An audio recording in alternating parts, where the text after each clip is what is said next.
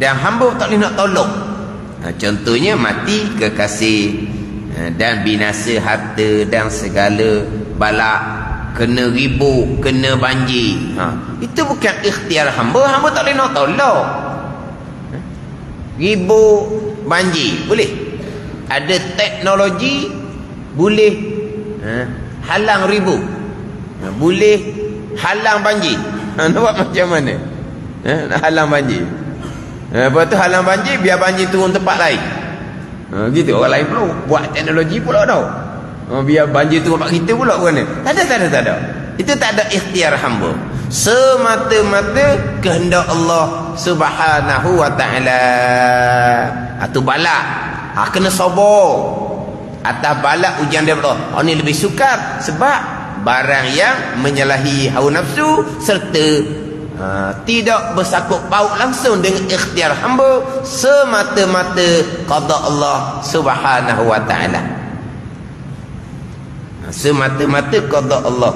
Adapun mengerjakan ketaatan, meninggalkan maksiat, barang yang menyalahi akal nafsu, tetapi hamba sendiri yang memilih dan berusaha mengerjakan ketaatan dan meninggalkan maksiat. Ikhtiar hamba sendiri. Sabarlah sebab hamba yang memilih untuk mengerjakan taat dan meninggalkan segala maksiat. Ini bicara zahir belaka lah ni. Bicara bab pegangan waktu tetap dah tu. Bicara bab pegangan waktu tetap dah. Hamba memilih sendiri untuk mengerjakan ketaatan. Hamba memilih sendiri untuk meninggalkan maksiat.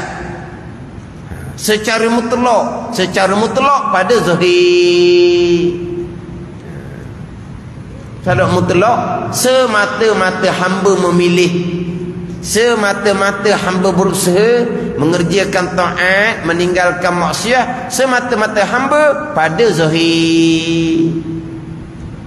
Pada batin hakiki, balik pada rukun iman yang keenam.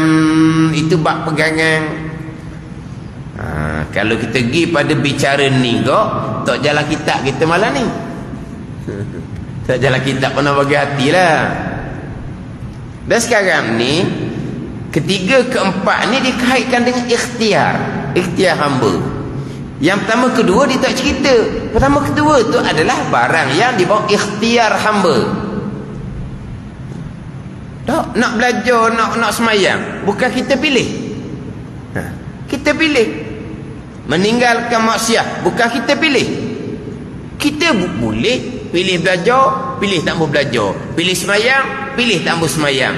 Meninggalkan maksiat, buat maksiat. Kita boleh pilih.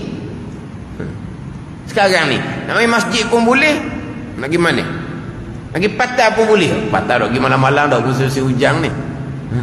Contoh pun yang dah sabar lah. Lain daripada masjid ladang. Pergi beli tau.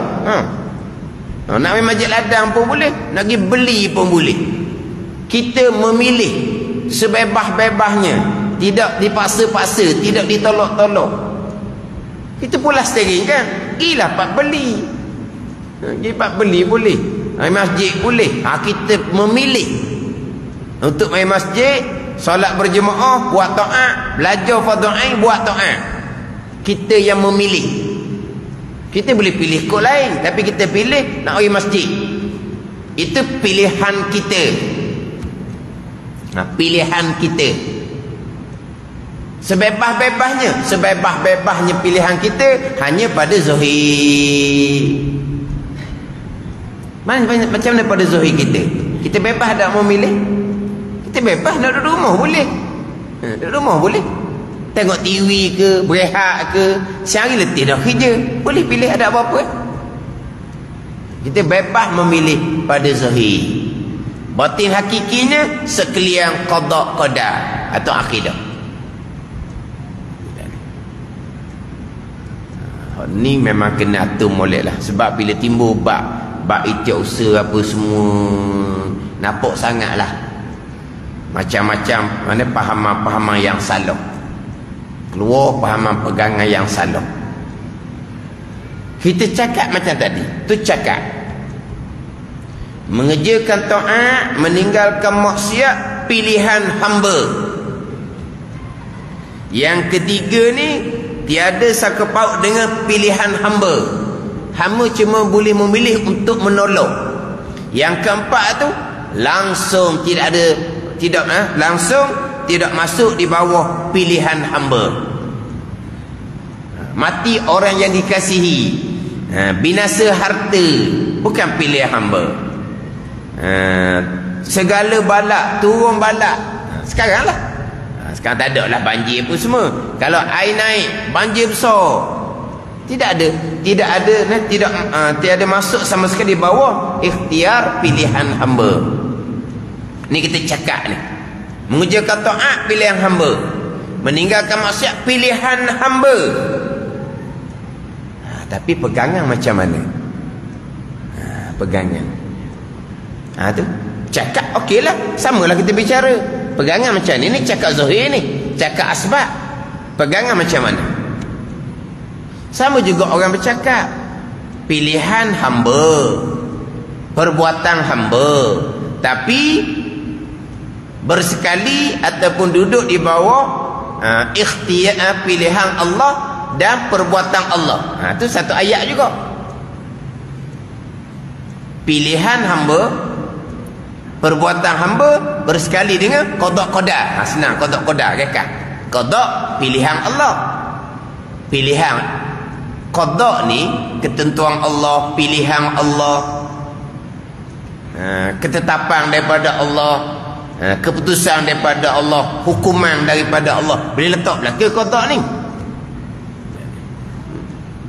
Jadi perekahnya qada qadar, perekah qadar perbuatan Allah. Sekarang ni ikhtiar hamba, usaha hamba,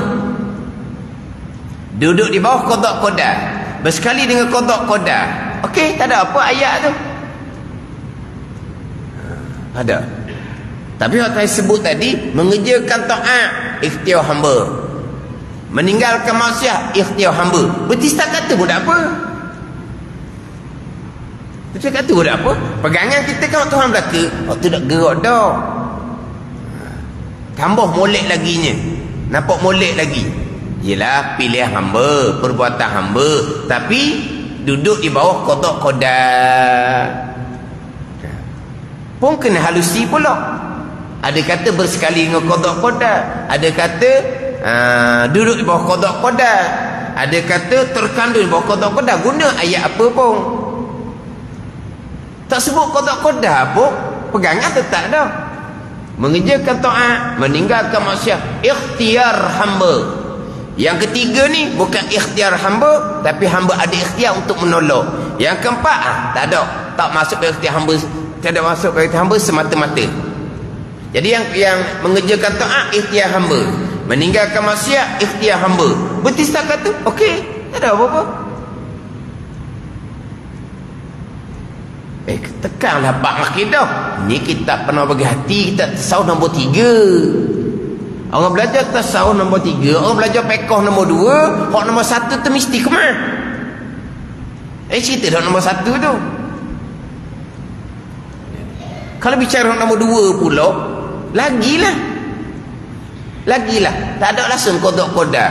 Makhluk semata-mata. Hak nombor hak kitab nombor 2, kitab fiqh. Kita lepas isyak ni fiqh. Tak ada, makhluk semata-mata. Tak makhluk. Air pula begitu begini, jadi gitu, jadi gini. Ada tak Allah buat? Tak ada, sepatut pun Allah buat. Hak kita baca kitab Fathul Mu'in itu, berapa tahun dah? Ada tak situ? Biiznillah, biqada'illah, ada? Ada? Mana ada? Tak ada semuanya makhluk belaka. Apakah kegunaan air? Untuk mengangkat hadas, untuk menyucikan najis. Air makhluk, air bekas nak cerita pula. Air comel-comel, masuk sesuatu lah, tak kira lah. Daun kayu ke, buah ke, apa mudah masuk, merubah air. Apa yang merubah air? Sesuatu tu lah. Sesuatu tu Tuhan ke boleh merubah air? Makhluk mana boleh bekas? Tapi kitab yang kedua, kitab fiqh. Kita yang ketiga tasawuf, kita yang kedua tak fiqh, tak ada setuh pun qada Allah. Tapi Tapi dah cerita dah, pegangan tetap dah. Nanti masuk tajuk istinja. Istinja dengan apa? Air lah. Istinja dengan apa? Batu lah, sebab dia kasar. Dia boleh menghilangkan najis. Oh, air boleh menghilangkan najis. Batu boleh menghilangkan najis. Air makhluk, batu makhluk. Makhluk tak boleh bekas. Mana ada kotak-kotak situnya? Tak setuh, tak setuh itu. Tak ada. Tapi pegangan, orang belajar kitab yang kedua, kitab fiqh, kitab yang pertama tauhid, pasti kemas. Gitu je lah. Kalau belajar ikut aturan lah, belajar ikut aturan. Nanti bicara bab menutupi aurah dengan pakaian. Pakaian boleh menutupi aurah. Ni kita ni sekarang semayang dalam keadaan aurah kita ditutup dengan pakaian. Syarat untuk sah semayang ni ditutup oleh pakaian. Sah semayang kita. Tertutupnya aurah kita, pakaian buat ke Allah buat? Allah buat, bukan pakaian. Kalau betul-betul berpegang dengan akidah, semata-mata zat pakaian, diri pakaian yang menutupi aurah, yang tidak ada kaitan pun dengan qada dan qadar Allah, tapi ijma' ulama imam tidak sah. Semayang pun tidak sah. Puasa zakat haji pun tidak sah. Kalau berpegang semata-mata zat diri pakaian itulah yang menutupi aurah, yang tidak ada kaitan dengan kudrah dan iradah Allah, tapi ijma' ulama. Tapi kita fiqh pakaian lah. Kalau berpegang diri pakaian di kafir, kenapa kita fiqh nak cerita? Kita fiqh cerita zahir, cerita asbab. Dah hakikat pegangan, itu dalam ilmu tauhid.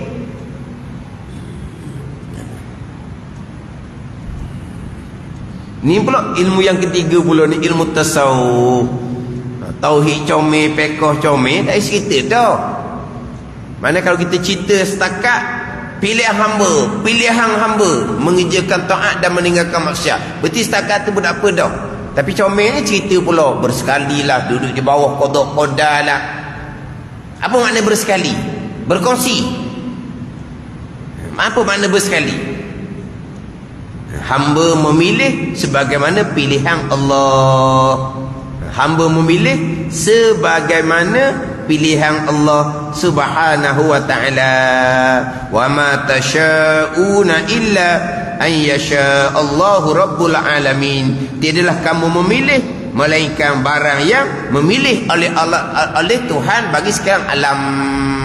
Nah, apa yang kamu pilih itulah qada Allah. Apa yang kamu pilih itulah qada Allah. Apa yang kamu pilih, tak apalah, pilihan hamba ni adalah qada Allah. Saat berlaku pilihan tu, siapa yang buat? Bersekali dengan perbuatan Allah, duduk bawah perbuatan Allah. Memilih itu sebagaimana Allah kehendak pada azal. Berlakunya pilihan, hamba buat ke Allah yang buat? Duduk bawah qadar kan? Allah yang buat, baru tu. Sebab dia ada dua situ. Hamba memilih sebagaimana qada Allah pada azal. Berlaku pilihan hamba ni, hati buat ke Allah buat? Qadar perbuatan Allah, keesaan Allah pada perbuatan. Hak qada mudah je, sebab qada tu siap dah. Qada pada azal tu siap dah.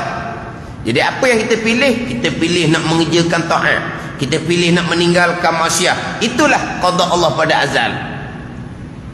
Hamba akan memilih mengerjakan taat, hamba akan memilih meninggalkan maksiat. Itu qada Allah pada azal. Sekarang ni yang kedua, hak tu azali. Berlakunya hati memilih mengerjakan taat, meninggalkan maksiat. Perbuatan Allah ke perbuatan hamba? Qadar perbuatan Allah, itu baru tu. Itu memilih. Lepas tu hamba pun berusaha memilih. Lepas tu hamba pun mengerjakan taat, hamba pun datang masjid, berjemaah, belajar agama. Datang masjid belajar agama tu, gerak usaha hamba tu sebagaimana Allah qada pada azal. Yang kedua, gerak diam hamba datang ke masjid ni, belajar berjemaah dan belajar ni perbuatan siapa? Dah kata duduk di bawah qadar Allah. Perbuatan Allah, perbuatan hamba lah, tapi duduk bawah perbuatan Allah. Kalau perbuatan hamba mutlak, perbuatan Allah duduk mana? Kursi pula. Kena berlalu pula situ. Tak kena gaya dia faham kursi. Perbuatan hamba lah, sebab Allah letak dah ketenaga pada hamba. Dengan tenaga itulah hamba pun mengerjakan taat. Dengan tenaga itulah hamba pun meninggalkan maksiat. Itu qadariyah lalu dah pula. Qadariyah. Allah letak kudrah pada hamba. Kudrah pada hamba lah yang berusaha mengerjakan ketaatan, berusaha meninggalkan kemaksiatan. Itu bukan ahli sunnah wal jamaah. Maknanya kalau kita tak sebut pun bersekali ataupun duk bawah qada pilihan kita ni, kalau faham daripada awal comel lalu dah. Kalau pun tak sebut pilihan hamba bersekali dengan qada, pilihan hamba duduk di bawah qada, tak sebut pun tak apa. Kita bicara ilmu tauhid, kita perinci lah.